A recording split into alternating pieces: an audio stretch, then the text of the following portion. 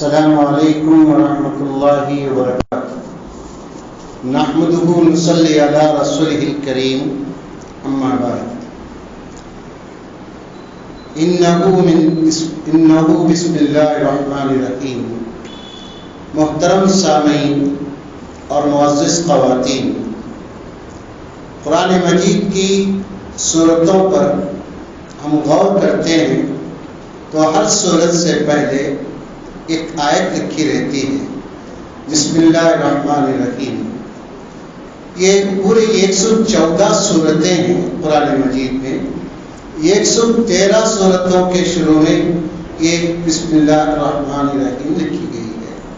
حضرت عثمان غنی رضی اللہ تعالیٰ عنہ جو جامع قرآن ہیں، ان سے پوچھا گیا کہ آپ نے سورہ توبہ، آج ہم نے سنا سورہ توبہ کو، سورہ انفال کے بعد آپ نے اس کو کیوں نہیں لکھا؟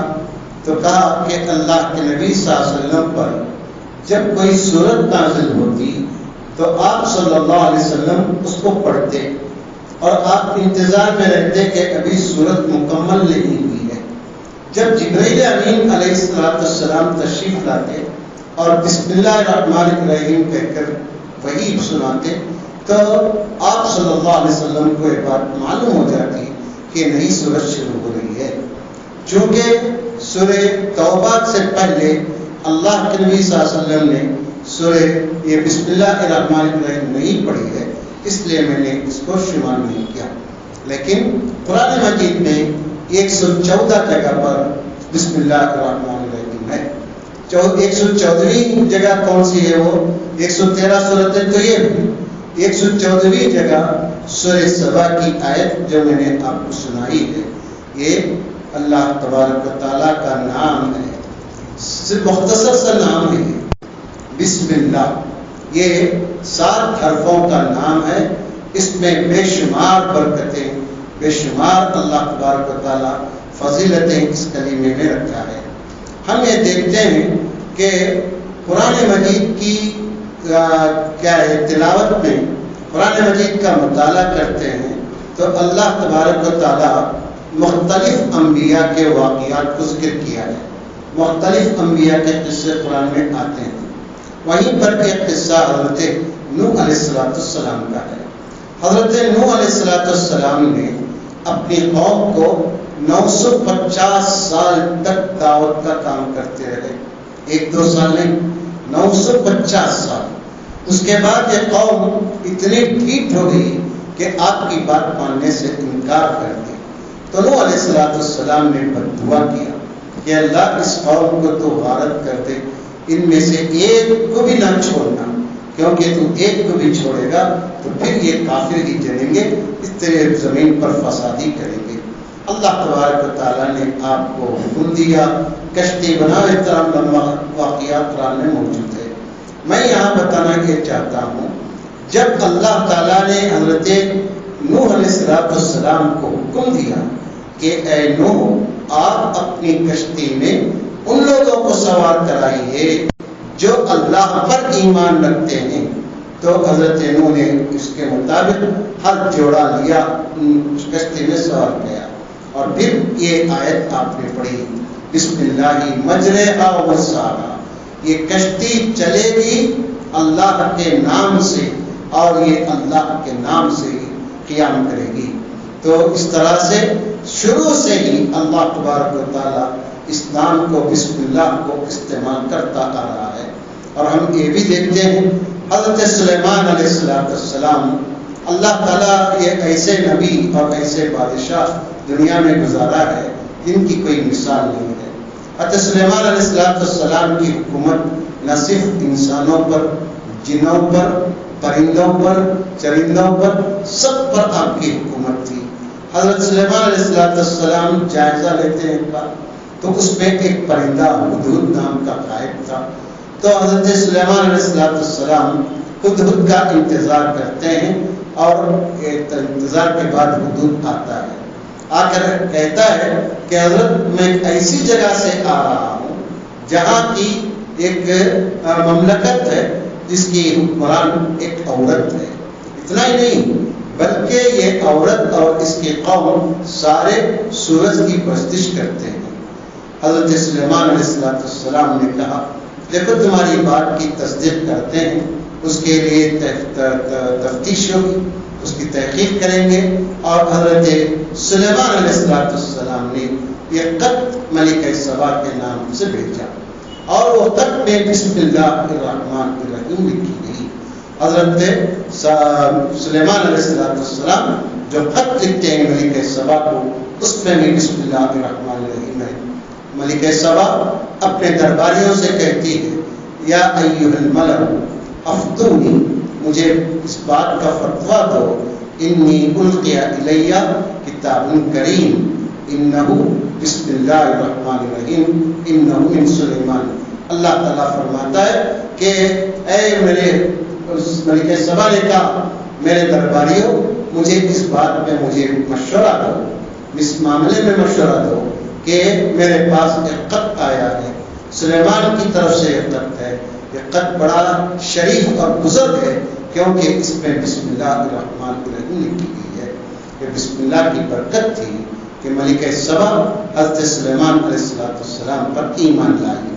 اس کے بعد آپ کو معلوم ہے بادشاہوں کے پاس جادوگر پہلے ہوتے تھے، آج بھی ہمارے بادشاہوں کے پاس یہ حکمرانوں کے پاس جادوگر پائے جاتے ہیں۔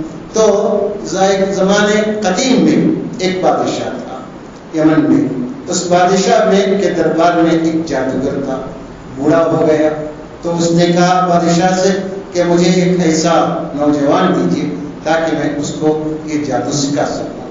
تو نوجوان دیا گیا، نوجوان روزانہ جاتا جادو سیکھتا، راستے میں اس کو ایک عیسائی راہب کا سامان ہوتا، وہ اس میں بھی جاتا، اس کی بھی تعلیم حاصل کرتا، لیکن اس بچے کا رجحان اس عیسائی مذہب کی طرف زیادہ ہوا اور اس کی تعلیم پر زیادہ توجہ دینے لگا۔ ایک بار اتفاق ایسا ہوا کہ یہ راستے میں ایک بھیانک جانور آ کر عائل ہو گیا، لوگوں کی ٹریفک جام ہو گئی، ادھر کے لوگ ادھر کے ادھر، اس طرح سے بڑی تکلیف پریشانی ہونے لگی۔ یہ لڑکا جا رہا تھا، اب اس نے اپنے دل میں ٹھانا اب دیکھتے ہیں کہ ان دو علموں میں کون سا علم سچا ہے۔ تو اس نے پہلے جادوگر کی جو جادو تھی اس جادو کے ذریعے سے اس بلا کو ٹالنے کی کوشش کیا، وہ ٹلی نہیں بلا۔ پھر اس کے بعد اس نے بسم اللہ کہہ کر اللہ کا نام لے کر ایک پتھر مارتا ہے، وہ بلا ختم ہو جاتی ہے۔ تو سارے لوگ اس بچے کے اس عمل سے مجموعہ تھا متاثر ہوتے ہیں، اور اس بچے کے دل میں بھی ایمان اور اسلام کا اس دور کا اسلام اس کے دل میں جاگزین ہو گیا۔ اس بچے کی چرچا چاروں طرف ہونے لگی، جو بچے کی دعا کی برکت سے بیمار شفایاب ہونے لگے۔ بادشاہ کے دربار ایک وزیر تھا جو نابینا تھا، جب اس نے سنا کہ ایک بچہ ہے اس کی دعا کی برکت سے بینائی بھی آتی ہے تو بچے کے پاس پہنچا، اس سے درخواست کیا۔ تو اس نے کہا اس بچے نے دیکھو میرے ہاتھ میں تو کچھ ہے نہیں، اگر تم سچے دل سے اللہ پر ایمان لاؤ گے تو میں اللہ تعالیٰ سے تمہارے لیے دعا کروں گا، اللہ تعالیٰ تمہاری بینائی لوٹائے گا۔ تو سچے دل سے ایمان لایا وزیر نے، اللہ تعالیٰ کے برکت سے اس بچے کی دعا سے اس کی بینائی آئی۔ دربار میں پہنچا تو بادشاہ دیکھ کر حیران کہ تم تو مدتوں سے نابینا تھے، تمہاری روشنی نہیں تھی آنکھوں کی، یہ کیسے ہو گیا؟ تو اس نے کہا کہ میرے مالک نے میری روشنائی کو لوٹایا۔ تو اس نے کہا کہ میں تو ہوں تمہارا مالک؟ تو کہا نہیں، میرا اور آپ کا رب ایک ذات ہے، اس نے میری بینائی کو لوٹایا ہے۔ بہت غصہ ہوا اور اس نے کہا کہ ایک بچہ ہے، اس بچے کی وجہ سے میری بینائی لوٹی ہے۔ تو اس بچے کو بہت کوشش کیا، بڑی تفصیل آپ سن چکے ہیں سورہ بروج میں۔ اللہ تبارک و تعالیٰ اس بچے کو اتنی حفاظت کیا، بادشاہ کی ہر مکاری ہر تدبیر ناکام ہوتے گئی۔ تھک ہار کر بادشاہ سوچنے لگا کہ اس کو کیا کرنا چاہیے ختم کرنے کے لیے، کیونکہ بادشاہت اس کی زلزلے میں آ گئی تھی۔ تو اس لڑکے نے کہا دیکھو اگر تم مجھے ختم کرنا چاہتے ہو تو ایک ہی اس کی تدبیر ہے، ساری پبلک کو شہر کی جمع کرو مجھے ایک درخت سے باندھ دو، میرے ترکش میں جو تیر، اس میں سے تیر اٹھاؤ اور کہو بسم اللہ ربی ھذا الغلام، یہ کہہ کر تیر چلاؤ، میں ختم ہو جاؤں گا۔ بیوقوف تھا، مشرک بیوقوف ہوتا ہے، مشرک بیوقوف ہوتا ہے، تو وہ صحیح کیا، ترکش میں سے تیر نکال کر بسم اللہ رب ھذا الغلام کہہ کر تیر چھوڑتا ہے، بچہ ختم ہوتا ہے۔ سارا مجموعہ یہ کلمہ سنتا ہے، بسم اللہ کی برکت اس کے اندر اتنی طاقت ہے کہ یہ اتنے کوشش کے باوجود بچہ ختم نہیں ہوا، تو بسم اللہ کے کہنے سے بچہ ختم ہوا، تو بہت سارے لوگ، بے شمار لوگ ایمان لاتے ہیں۔ تو بادشاہ اور زیادہ پاگل ہوتا ہے، اس نے خندق کھدوائی، آگ کی، آگ جلایا، ایمان لانے والوں کو اس میں ڈال کر ختم کیا۔ اس طرح سے اللہ تبارک و تعالیٰ بسم اللہ کی برکت، بسم اللہ کی فضیلت دنیا کے سامنے ظاہر کیا۔ ہم دیکھتے ہیں ہمارا اسلام، ہمارا مذہب اسلام جب اس کا آغاز ہوا تو بسم اللہ سے ہوا۔ پہلی وحی کے الفاظ پڑھ کر دیکھیں، اقرأ باسم ربک الذی خلق، پڑھیے آپ اس رب کے نام سے جس نے تم کو پیدا کیا۔ اس طرح سے اللہ تبارک و تعالیٰ اپنے کلام پاک کا آغاز بھی بسم اللہ سے شروع کیا ہے۔ اس سے بات معلوم ہوتی ہے کہ بسم اللہ کی برکت سے آدمی کو انکار نہیں کرنا چاہیے۔ آپ دعاؤں پر غور کر دیکھیں، اسلامی تعلیمات پر غور کریں۔ آپ گھر میں جاتے ہیں، گھر میں جاتے وقت کیا کرتے ہیں آپ؟ اگر آپ دعا پڑھتے ہیں تو بہت مبارک ہے، یہاں دعا اسلام سکھایا، بسم اللہ ولجنا وبسم اللہ خرجنا وعلی اللہ ربنا توکلنا۔ اس کا مطلب ہے ہم اللہ کے نام سے داخل ہوتے ہیں، اللہ کے نام سے نکلتے ہیں، اپنے رب پر ہم بھروسہ رکھتے ہیں۔ یہ دعا سکھائی گئی۔ اور آپ غور کر دیکھیں، گھر میں آپ کھانا کھانے بیٹھتے ہیں، کھانا کھاتے ہوئے آپ بسم اللہ کہہ کر کھاتے ہیں۔ اللہ کے نبی صلی اللہ علیہ وسلم کے پاس ایک بار ایک آدمی آ کر شکایت کرتا ہے کہ اللہ کے نبی صلی اللہ علیہ وسلم تم کھاتے ہیں، پیٹ بھرتا نہیں ہے، کیا کریں؟ تو اللہ کے نبی صلی اللہ علیہ وسلم فرماتے ہیں شاید تم لوگ الگ الگ کھاتے ہو۔ کہا کہ ہاں ایسا ہی ہے۔ آپ نے کہا نہیں، اجماع علی تعمیم، آپ نے فرمایا کھانے کے وقت سب جمع ہو کر کھاؤ اور بسم اللہ کہہ کر کھاؤ، اللہ تعالیٰ تمہارے کھانے میں برکت دے گا۔ آپ کو واقعہ یاد ہے، اللہ کے نبی صلی اللہ علیہ وسلم ایک بچے کے ساتھ کھانا کھا رہے تھے، بچہ برتن میں ہر طرف ہاتھ ڈال کر کھانے کی کوشش کر رہا تھا۔ آپ نے اس بچے سے کہا یا بنیہ، میرے بچے، میرے بیٹے، آپ نے کہا بچے دیکھو، یا غلام ہے، اے بچے تم کیا کرو، بسم اللہ، اللہ کا نام لو، اللہ کا نام لے کر کھاؤ اور اپنے سامنے جو غذا ہے اس کو کھاؤ۔ اسلام یہ ادب سکھایا۔ ایک مرتبہ آپ صلی اللہ علیہ وسلم کھانا کھا رہے تھے، ایک لڑکی بہت تیزی کے ساتھ آئی، کھانے پر حملہ کرنا چاہیے، آپ نے اس کا ہاتھ پکڑ لیا۔ پھر ایک بدو آیا، وہ کھانے پر چپٹنا چاہا، آپ نے اس کا بھی ہاتھ پکڑ لیا اور کہا دیکھو یہ شیطان ہے، اس نے کھانے پر حملہ کرنے کے لیے ایک بھوکی بچی اور ایک بدو کی شکل میں آ کر کھانے پر حملہ کرنا چاہا۔ آپ صلی اللہ علیہ وسلم نے فرمایا اس شیطان کا ہاتھ میرے ہاتھ میں ہے، اگر اللہ تعالیٰ چاہتا تو تم کو بتا دیتا۔ آپ نے کہا کہ بسم اللہ کے بغیر جو کھانا کھایا جاتا ہے اس کھانے سے برکت اٹھا لی جاتی ہے، وہ کھانا غذا نہیں بنتا۔ اس لیے مسلمانوں کو اس بات کی تاکید کی گئی ہے کہ کھانے سے پہلے ہاتھ دھویا کریں تاکہ آپ کی صفائی ہو، پھر اس کے بعد بسم اللہ کہہ کر کھانا کھائیں۔ آپ کو معلوم ہے اللہ کے نبی محترم صلی اللہ علیہ وسلم معلم تھے، معلم خیر تھے۔ آپ نے چھوٹی چھوٹی باتوں کی تعلیم ان کو سکھائی ہے۔ ہم استنجا کرنے جاتے ہیں، استنجا کرنے جاتے ہوئے کیا دعا پڑھتے ہیں؟ بائیں پیر لیٹرین میں رکھ کر ہم دعا پڑھتے ہیں، بسم اللہ اللہم انی اعوذ بک من الخبث والخبائث۔ دیکھنے میں چھوٹی دعا ہے، آپ کو معلوم ہے جنوں کا، خبیثوں کا، شیطانوں کا گھر لیٹرین ہوتے ہیں، یہ حمامات ہوتے ہیں، یہ ہمارے گھر میں رہتے ہیں۔ اس سے بچنے کا ذریعہ اللہ کے نبی صلی اللہ علیہ وسلم نے بتایا کہ جب تم یہ دعا پڑھ کر بسم اللہ کے ساتھ بسم اللہ اللہم انی اعوذ بک من الخبث والخبائث پڑھ کر تم داخل ہوتے ہو تو شیطان یا خبیث جو ہے یا خبیثی جو ہے اس لیٹرین میں اس باتھ روم میں اس سے تمہارا پردہ ہوگا. اس طرح اسلام کی تعلیم دی گئی. آپ کو معلوم ہے ہم اللہ کے نبی صلی اللہ علیہ وسلم کی تعلیمات پر غور کریں. جب ہم گھر سے نکلتے ہیں تو کیا پڑھتے ہیں؟ دعا. بایاں پیر رکھ کر گھر سے نکلنا چاہیے. بایاں پیر الٹا پیر رکھ کر گھر سے باہر نکلنا چاہیے. دعا پڑھتے ہیں بسم اللہ توکلت علی اللہ لا حول ولا قوت الا باللہ. میں اللہ کے نام سے نکل رہا ہوں. کوئی طاقت اور قوت مجھے بچانے والی نہیں ہے. میں اللہ پر بھروسہ رکھتا ہوں. اللہ کے نبی صلی اللہ علیہ وسلم فرماتے ہیں جب بندہ مومن یہ دعا پڑھ کر نکلتا ہے تو فرشتے کہتے ہیں ہم نے تمہاری حفاظت کا اللہ تعالیٰ کی طرف سے حکم حاصل کیا, تمہاری حفاظت کر لی جائے گی. لہذا ہم جو بھی کام کریں اللہ کے نبی صلی اللہ علیہ وسلم نے ایک اصول بیان کیا. اصول کیا ہے؟ آپ نے فرمایا جو کام بسم اللہ کے بغیر شروع کیا جاتا ہے وہ دم کٹا ہے, وہ ابتر ہے, اس میں خیر اور برکت نہیں ہوتی. کوئی چیز اٹھاتے ہیں بسم اللہ, کوئی چیز دیتے ہیں تو بسم اللہ.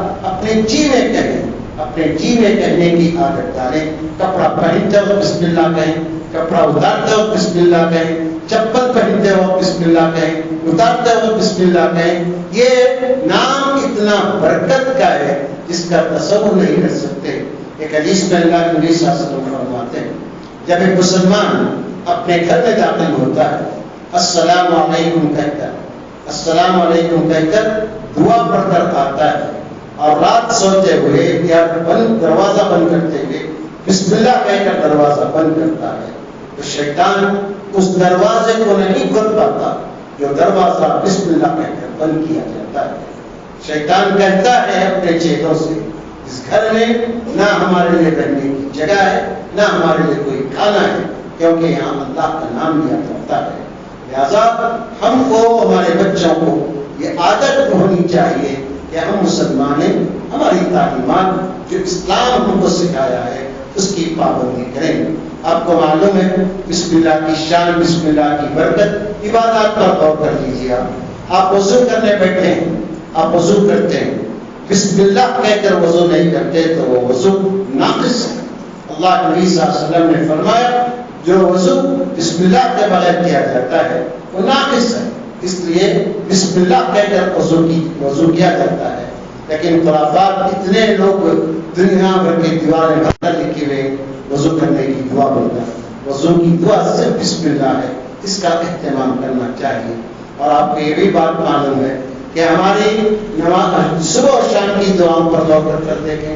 صبح و شام کی دعائیں جب ہم پڑھتے ہیں تو ایک دعا اتنی پیاری ہے بسم اللہ الذی لا یضر مع اسمہ شیء فی الارض ولا فی السماء وهو السمیع العلیم. 3 مرتبہ یہ دعا جو مسلمان پڑھتا ہے اللہ کے نبی صلی اللہ علیہ وسلم فرماتے ہیں صبح پڑھتا ہے تو شام تک کوئی چیز اس کو نقصان نہیں پہنچاتی, الا کہ اس کے مقدر میں, اور شام کو پڑھتا ہے تو صبح تک کوئی چیز اس کو نقصان نہیں پہنچاتی. مطلب کیا ہے اس دعا کا؟ میں اللہ کے نام سے شام کرتا ہوں, لا یضر, کوئی چیز نقصان نہیں پہنچا سکتی مجھے اللہ کے نام کے ساتھ. پھر کہتا ہے نہ آسمان میں کوئی چیز ایسی ہے جو مجھے نقصان پہنچائے, نہ زمین میں کوئی ایسی چیز ہے جو مجھے نقصان پہنچائے, کیونکہ میں اللہ کے نام سے کام کر رہا ہوں. اس طرح سے ہماری عبادات کو لیجیے. آپ کو معلوم ہے بسم اللہ ایک انقلابی کلمہ ہے. مثال کے طور پر آپ طائف کا قصہ یاد ہے؟ آپ طائف کا قصہ, اللہ کے نبی صلی اللہ علیہ وسلم مکہ مکرمہ سے مایوس ہو گئے. حضرت خدیجہ کا انتقال ہو گیا, ابو طالب کا انتقال ہو گیا, لوگوں کی زیادتیاں بڑھ گئی. جب تک کہ 2 ذات تھیں حضرت خدیجہ اور ابو طالب, مکے کی شرارتیں کم تھیں. جب یہ دونوں انتقال کر گئے تو مکے کے شریف لوگ بہت جرأت مند ہو گئے اللہ کے نبی صلی اللہ علیہ وسلم کو ستانے پر. آپ تنگ آ گئے, مکہ چھوڑ کر طائف گئے. طائف میں بڑی امید لے کر گئے تھے. 3 آدمی تھے وہاں, عتبہ, شیبہ اور حبیب. ان تینوں سے آپ نے بات کی. تینوں نے بہت بے دردی کے ساتھ بہت ہی حقارت کے ساتھ دھتکار دیا آپ کی بات کو. اللہ کے نبی صلی اللہ علیہ وسلم بہت رنجیدہ تھے. اتنا ہی نہیں، لوگوں نے اوباشوں کے حوالے کیا، پتھر مار مار کر آپ کو لو لوان کی. اللہ کے نبی صلی اللہ علیہ وسلم اتنا زخمی ہوئے کہ آپ چل نہیں پا رہے تھے. زید بن حارثہ رضی اللہ تعالیٰ عنہ آپ کو اپنی پیٹھ پر لاد کر آپ کو ایک باغ میں، اتبا کے باغ میں یا شیبہ کے باغ میں، دونوں کا باغ کا اب بھی ہے وہ باغ کیا ہے، حدیقۃ العداس کے نام سے، مسجد عداس کے نام سے موجود ہے طائف میں وہ مسجد. تو وہ باغ میں اللہ نبی صلی اللہ علیہ وسلم ایک پیڑ کے نیچے، سائے کے نیچے بیٹھے ہوئے ہیں. حضرت ان کو منہ دلا رہے ہیں، چہرہ دھو رہے ہیں، پیر جم گئے ہیں ان سے، اللہ کے نبی کے پیر نکال رہے ہیں. دو بھائی دیکھتے ہیں اتبا اور شیبہ، رحم آتا ہے شاید ان کو. عباس کو بلاتے ہیں، غلام کو کہتے ہیں یہ انگور کا خوشہ لے جاؤ، اس مسافر کو کھلاؤ. تو اللہ کے نبی صلی اللہ علیہ وسلم کے پاس پہنچ کر آپ صلی اللہ علیہ وسلم کے پاس بات کرتے ہیں، پوچھتے ہیں کہ آپ کہاں کے. تو کہتے ہیں کہ میں نینوا کا ہوں. دونوں باتیں ہوتے ہیں. تو اللہ کے نبی صلی اللہ علیہ وسلم جب کھانے کے لیے ہاتھ بڑھاتے ہیں تو بسم اللہ کہتے ہیں. جب کلمہ جب سنتا ہے عباس پریشان ہوتا ہے، کہتا ہے کہ آپ بھی یہ کلمہ کیسے مانو؟ کیوں؟ تعجب کیا ہے اس میں؟ کہا کہ یہ کلمہ میں نے اپنے بھائی یونس سے سنا تھا. اچھا تم یونس بن متہ کے شہر نینوا کے ہو؟ کہا ہاں. تو کہا کہ میرے بھائی میں اور وہ نبوت میں بھائی ہیں. یہ کلمہ اللہ تعالیٰ کا حکم، اللہ کا حکم ہے کہ جو بھی کام کیا جائے اللہ کے نام سے کیا جائے. جب یہ اللہ سنتا ہے تو آگے بڑھ کر آپ کو بوسہ دیتا ہے، آپ کو چومتا ہے. یہ دونوں بھائی دیکھتے ہیں، پھر واپس آنے پر پوچھتے ہیں کہ تو نے کیا کیا؟ ان کو چوما، ان کا بوسہ دیا، کیا واقعہ کیا ہوا؟ تو عباس نے اس وقت کہا روئے زمین پر سب سے بابرکت آدمی یہی ہے. انہوں نے ایک ایسا کلمہ کہا ہے جو صرف نبی کہہ سکتا ہے، نبی کے علاوہ کوئی نہیں کہہ سکتا.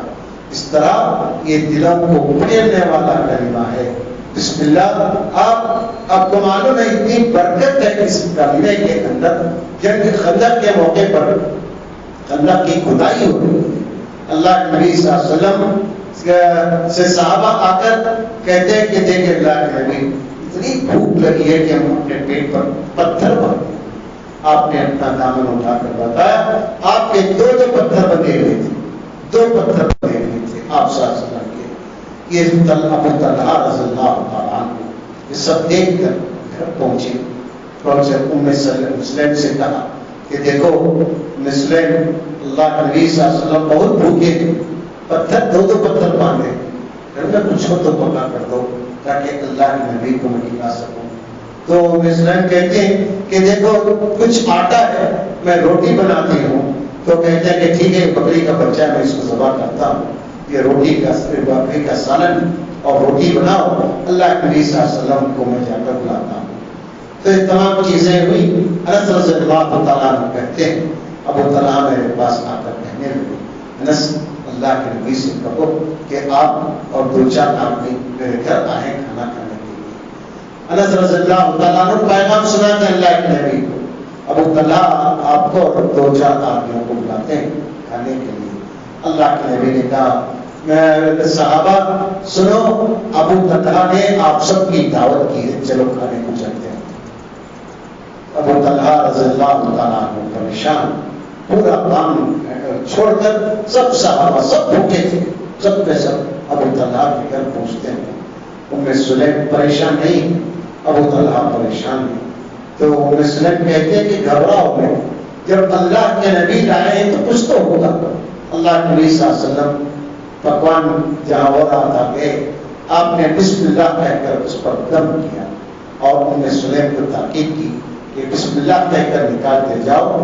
اور آپ نے کانس سے کہا کہ 10 آدمی کو بلاؤ اور کھانا کھلاؤ اور تاکید کرو سب کو کہ بسم اللہ سے کھانا شروع کرے.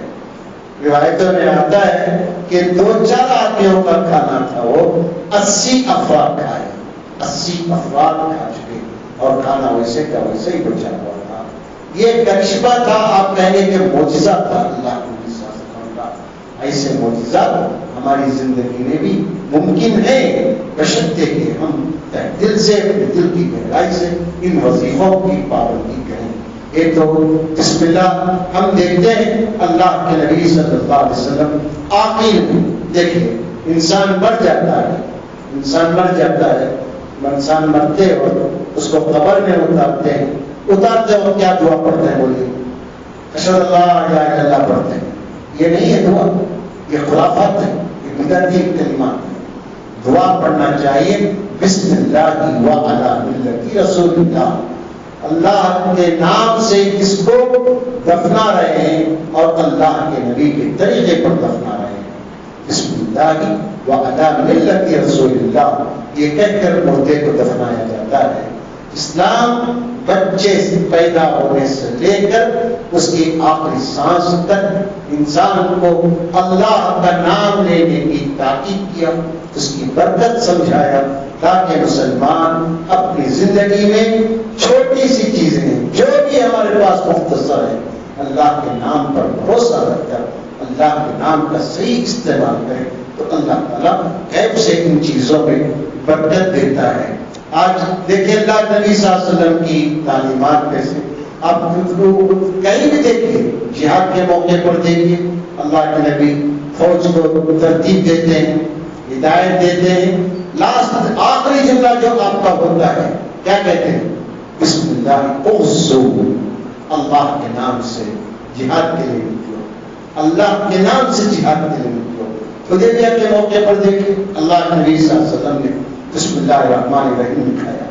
دونوں کے قریش اور اللہ کے نبی صلی اللہ علیہ وسلم کے درمیان حدیبیہ کے موقع پر اب بھی وہ مسجد موجود ہے جہاں بیٹھ کر حدیبیہ کا جو معاہدہ ہوا تھا اب بھی موجود ہے مسجد. وہاں پر اللہ کے نبی صلی اللہ علیہ وسلم نے بسم اللہ الرحمن الرحیم لکھایا تو قریش نے اعتراض کیا، ہم اللہ کو مانتے ہیں، جانتے ہیں اللہ، لیکن رحمان اور رحیم کو نہیں جانتے، اس کو ہٹا دیا جائے. اللہ کے نبی نے کہا کہ ٹھیک ہے اس کو ہٹا دیتے ہیں. پھر آپ صلی اللہ علیہ وسلم نے لکھوایا بسمک اللہ، اللہ کے نام سے میں شروع کرتا ہوں.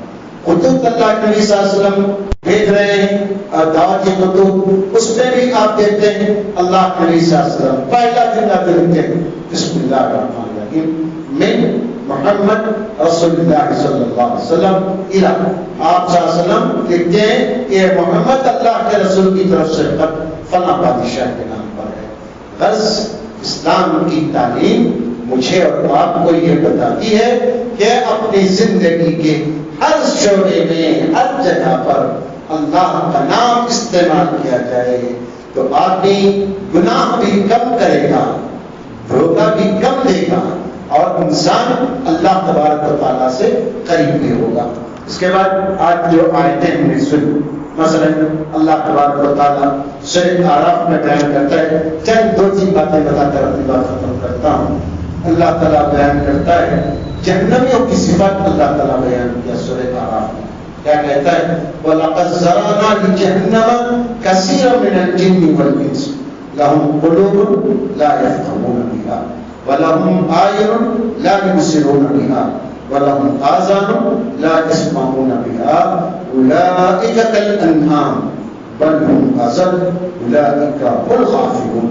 دیکھیے اللہ تعالیٰ فرماتا ہے ہم نے جہنم کے لیے بہت سارے جن اور انسان کو پیدا کیے، جہنم کے لیے پیدا کیے. کہ پھر میرا کیا دوست؟ یہ نہیں، ہمارا دوست نہیں، یہ نہیں بولتا ہے. اللہ تعالیٰ کہتا ہے ہم نے جہنم کے لیے انسانوں کو اور جنوں کو پیدا کیا ہے. کیسے؟ دیکھیں دل ہیں، ان کو دل ہیں لیکن ان کو اپنے دل سے کوئی فیصلہ نہیں کرتے. ان کے آنکھ ہیں، جہنمیوں کے بھی آنکھ ہیں لیکن حق دیکھ کر اس کو قبول نہیں کرتے. ان کو کان ہیں، کان سے سنتے ہیں، حق کو قبول نہیں کرتے. یہ انعام ہے، نہیں جانور ہے، نہیں جانور نہیں. جانور تو کان دے کر ریل آ رہی تو ذرا اندر چلتا ہے، ایک مار مارتے ہیں تو ہٹ جاتا ہے منہ مارنے سے. تو جانور نہیں، جانور سے بھی گئے گزرے. تو معلوم یہ ہوا جو لوگ جہنم کے کنڈے بننے والے ہیں وہ نہ اپنی آنکھ کو استعمال کرتے ہیں، نہ اپنے کان کو استعمال کرتے ہیں، نہ اپنے دل کو استعمال کرتے ہیں ہدایت پانے کے لیے۔ یہ تین اہم اعضاء ہیں۔ انسان کان سے سنتا ہے، آنکھ سے دیکھتا ہے، دل اور دماغ سے فیصلہ کرتا ہے۔ جہنمی ان تینوں کو کیا کرتے ہیں؟ اگنور کرتے ہیں، ان سے صحیح فائدہ نہیں اٹھاتے۔ اللہ تعالیٰ اس آیت کی شریفہ میں ان لوگوں کو تنبیہ کرتے ہوئے کہتا ہے اگر کوئی شریف اپنی شرارت کی وجہ سے نہیں پکڑا جا رہا ہے، اگر کوئی ظالم اپنے ظلم کی وجہ سے پکڑا نہیں جا رہا ہے، بادشاہ بن کر پھرتا ہے، اللہ تعالیٰ فرماتا ہے دیکھو والذین کذبوا بآیاتنا سنستدرجهم من حیث لا یعلمون واملی لهم ان کیدی متین۔ اللہ کہتا ہے جو لوگ ہماری آیتوں کا انکار کرتے ہیں، حق بات قبول نہیں کرتے، ہم ان کو ڈھیل دیتے ہیں۔ ان کو معلوم نہیں ہوتا کہ میرے ظلم کے باوجود میں اتنا فری ہوں، اتنی عزت مجھے مل رہی ہے۔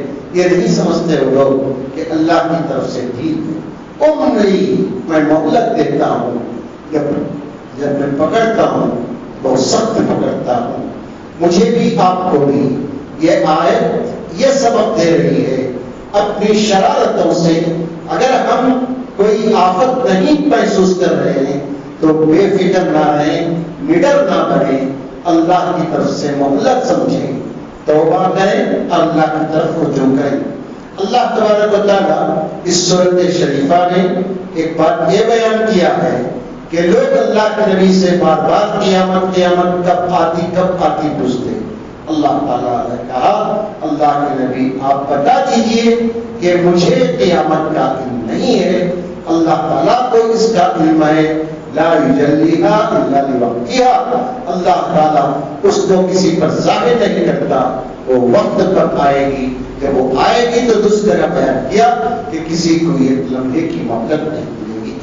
پھر اس سورۃ شریفہ میں اللہ تعالیٰ یہ بیان کیا عورتوں کو، مردوں کو کہ میاں بیوی کا، شوہر کا بیوی کے لیے، بیوی کا شوہر کے لیے جو رشتہ بنایا ہے کیا مقصد ہے اس کا؟ اللہ کہتا ہے وَالَّذِي خَلَقَكُم مِّن نَفْسٍ وَاحِدَةٍ وَجَعَلَ مِنْهَا زَوْجَهَا لِيَسْكُنَ إِلَيْهَا۔ اللہ وہ ہے جس نے تم کو یہ جان سے بنایا، آدم سے، پھر اس سے اللہ کہتا ہے اس کا جوڑا بنایا تاکہ وہ اس سے سکون حاصل کرے۔ زوج کے معنی تو بیوی ہے تو مرد سے، مرد ہے تو بیوی سے، ایک دوسرے سے سکون حاصل کرنے کے لیے اللہ تعالیٰ یہ شادیاں، یہ جوڑے بنایا ہے۔ اس کے بعد اللہ تبارک و تعالیٰ ایک دلیل، کھلی دلیل دیتا ہے معبودان باطل یہ کیوں معبود نہیں ہو سکتے۔ اللہ تعالیٰ بیان کرتا ہے دیکھیں ان الذین تدعون من دون اللہ عباد امثالکم، لوگوں اللہ کو چھوڑ کر جو لوگ جن کی عبادت کرتے ہیں وہ تمہارے جیسے انسان ہیں۔ دیکھ لیجیے لات، عزا، منات، یغوث، ود، یہ سب کے سب انسان تھے۔ اب یہاں ترتیب پڑھ لیجیے، اب نام لیتے ہیں تو برا لگے گا لوگوں کو۔ جتنے بھارت میں پوجے جاتے ہیں، جتنوں کی پرستش ہوتی ہے، یا تو عورت ہے یا تو مرد ہے، اکثر خوبصورت عورتیں، اکثر خوبصورت مورتیاں دکھتی ہیں، یہ انسان کی مورتیاں ہیں۔ اللہ تعالیٰ فرماتا ہے کہ تمہارے جیسے انسان ہیں۔ پھر اللہ فرماتا ہے فَدْعُوهُ، پکارو ان کو، فَلْيَسْتَجِيبُوا، اگر وہ معبود ہیں تو چاہیے تھا کہ وہ تمہاری ضرورتوں کو پوری کرتے، اگر وہ سچے ہوتے تو۔ یہ اللہ فرماتا ہے لوگوں معبودان باطل کی پرستش کرنے والوں، اللہ کہتا ہے ام لہم ارجل یمشون بہا، کیا ان کو پیر ہیں چلنے کے لیے؟ سوال دیکھیں اللہ کیسا جھگڑتا ہے، کیا ان بتوں کو پیر ہیں کہ وہ جس سے چل کر اپنے ڈیوٹیز کے پاس، اپنے معتقدین کے پاس پہنچ سکیں؟ یا یہ کہ ان کے ام لہم ایدن یبطشون بہا، کیا ان کو ہاتھ ہیں کہ وہ کسی کی مدد کر سکے ہاتھ پکڑ کر، یا یہ کہ ام لہم اعین یبصرون بہا، کیا ان کو آنکھ ہے دیکھنے کے لیے اپنے چاہے پجاریوں کی وہ مصیبتوں کو دیکھنے کے لیے، کیا ان کے پاس آنکھ ہے؟ اللہ تعالیٰ فرماتا ہے ام لہم آذان یسمعون بہا، کیا ان کو کم سے کم کان ہے سننے کے لیے؟ نہیں، تو پھر کیوں ایسی چیزوں کی عبادت کرتے ہو جو نہ دیکھ سکتی ہے نہ سن سکتی ہے نہ ان کے اندر کوئی قدرت پائی جاتی ہے؟ ایک آیت کریمہ اتنی شاندار اس صورت میں اللہ تعالیٰ بیان کرتا ہے، خذ العفو خذ العفو وأمر بالعرف وأعرض عن الجاهلين۔ معاشرے میں یہ چیز مجھے بھی آپ کو بھی اگر حاصل ہو جائے تو ہمارا معاشرہ، ہمارا گھر، ہمارے مساجد، ہمارے مدارس امن کے گہوارے بنیں گے۔ اللہ کہتا ہے خذ العفو، اللہ کے نبی عفو کو لے لیجیے۔ عفو کے معنی دو، عفو کے معنی آسانی کو اختیار کیجیے، مطلب اللہ کی دیکھیں عبادت میں سب سے اعلیٰ درجے کی عبادت احسان ہے۔ جیسے نماز میں آپ کھڑے ہیں تو ایسے کھڑے گویا اللہ تعالیٰ کو دیکھ رہے ہیں یا اللہ تعالیٰ آپ کو دیکھ رہا ہے، یہ احسان کا درجہ ہے۔ ہر کسی سے عبادت نہیں ہو سکتی، اتنی معیاری عبادت نہیں ہو سکتی، تو جتنی وہ عبادت کر رہا ہے اس کو قبول کیجیے۔ اللہ جس سے جو عبادت ہو رہی ہے اس آسانی کو قبول کیجیے، اس کے گہرائی میں مت جائیے۔ یہ اس عفو، اللہ کے نبی صلی اللہ علیہ وسلم معاف کیجیے۔ اس آیت سے پہلے سورت میں اللہ کے نبی صلی اللہ علیہ وسلم کو مجنون کہا گیا، پاگل، جتنی باتیں کر سکتے تھے مکے کے لوگ کیے۔ اب اللہ کے نبی اس عفو، درگزر کو اپنائیے، معاف کر دیجیے ان کو۔ دیکھیں خذ العفو کا مطلب ہے کہ آپ سے کوئی آدمی معذرت کر رہا ہے تو اس کی معافی کو قبول کیجیے، گہرائی میں مت جائیے، کھکر کر مٹی سر پر مت ڈالیے، یہ آپ کے لیے نقصان دہ ہوگا۔ تو معلوم یہ ہوا کہ ایک بڑے آدمی کو اپنے ماتحتوں کی غلطیاں معاف کرنا چاہیے۔ ہاں ایسی غلطی ہے جو دوسروں کو بھی جرم جری کر سکتی ہے تو ایسی غلطیاں معاف نہیں کی جانی چاہیے۔ عام طور پر غلطی معاف کرنے کی اسلام تاکید کرتا ہے۔ وَأْمُرْ بِالْعُرْفِ، اللہ کے نبی نیکی کا حکم دیتے رہیے۔ اب کیا کر سکتے ہیں، چھوڑو بھائی ان کو کہیں کو بول رہا ہے سنتے نہیں جاتے نہیں، اللہ کے نبی آپ بولتے رہیے، سناتے رہیے، سناتے رہیے، سناتے رہیے۔ آپ کو حکم دینے کا ہے۔ پھر وَأَعْرِضْ عَنِ الْجَاهِلِينَ، جاہلوں سے اللہ نبی صلی اللہ علیہ وسلم، نادانوں سے آپ دور رہیے، کیونکہ جاہل کب انسان کو پریشان کرتا ہے معلوم نہیں ہوتا۔ وَإِذَا خَاطَبَهُمُ الْجَاهِلُونَ قَالُوا سَلَامًا، جاہل سے پالا پڑے تو مومن سلام کر کے آگے بڑھ جاتا ہے۔ اللہ تعالیٰ سے دعا کرتے ہیں اللہ مجھے آپ کو سارے مسلمانوں کو بسم اللہ کی اہمیت کو سمجھنے، اس پر عمل کرنے کی توفیق عطا فرمائے۔ اللہ تبارک و تعالیٰ سورہ قرآن مجید کے مضامین پر عمل کرنے اور ان کو سمجھنے کی اللہ کو سعادت دے۔ بیماروں کو شفا عطا فرما، تنگستوں کی تنگستی کو دور فرما۔ ہمارے گھروں میں جس رحمت کی جو ضرورت ہے اللہ اس کا ہم سوال کرتے ہیں۔ اللہم انا نسألک من فضلک، اے اللہ ہم تجھ سے تیرا فضل طلب کرتے ہیں۔ اللہ ہم کو عزت سے ہمارے والدین کو جو ہمارے متعلق گزر چکے ان سب کی مغفرت فرما، جو لوگ بیمار ہیں تو صحت دے، جب تک رکھ دھرتی پر عزت و آبرو سے رکھ، صحت و عافیت سے رکھ، جب موت دے تو کلمہ طیبہ پر موت نصیب فرما۔ آمین۔ اقول قولی ھذا استغفر اللہ لی ولکم ولسائر المسلمین فاستغفروہ انہ هو الغفور الرحیم۔ آمین یا ذا الجلال والاکرام۔ السلام علیکم ورحمۃ اللہ وبرکاتہ۔ شکریہ۔